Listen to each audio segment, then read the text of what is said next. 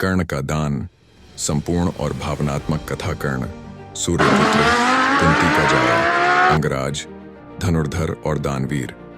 उसने सदा जीवन भर अपमान सहा।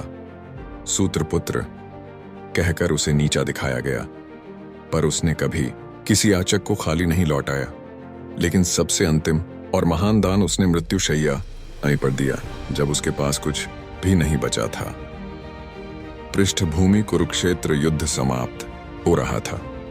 कर्ण ने अर्जुन के हाथों वीर गति पाई, लेकिन उस समय तक भी देवताओं का अभिमान नहीं टूटा था कि कोई मनुष्य इतना दानवीर कैसे हो सकता है। देवताओं ने इंद्र से अनुरोध किया कि तुम स्वयं जाओ और देखो, क्या कर्ण मृत्यु के समय भी दान करेगा। कर्ण की मृत्यु के बाद जब कर्ण मृत प्राय पड़ा था, युद्ध क्षेत्र में खून से लथपथ, हथियार टूट चुके थे, शरीर क्षत विक्षत था, तब इंद्र ब्राह्मण वेश में आए और बोले, राजन, मुझे दान चाहिए। कर्ण ने धीमी आवाज में कहा, अब मेरे पास कुछ नहीं बचा, क्या दे सकता हूं। ब्राह्मण बोले, तेरे पास अभी भी सोने के दांत हैं, वही दे दो। त्याग की चरम सीमा। कर्ण मुस्कुराया।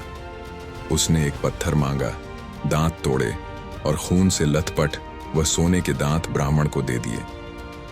ब्राह्मण रूपी इंद्र हतप्रभ रह गए। उन्होंने तुरंत अपने वास्तविक रूप में प्रकट होकर कहा, हे कर्ण, तुमने मृत्यु के समय भी दान देकर मुझे जीत लिया। तुम्हारे जैसा दानवीर न था, न है, न होगा।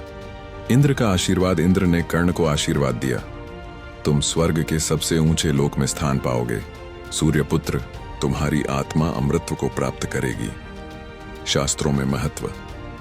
यह कथा अर्जुन की विजय से कहीं अधिक महान मानी जाती है। कर्ण का यह त्याग दर्शाता है कि एक व्यक्ति का धर्म और दान भाव उसकी जाति या जन्म से नहीं, बल्कि उसके कर्म से मापा जाता है।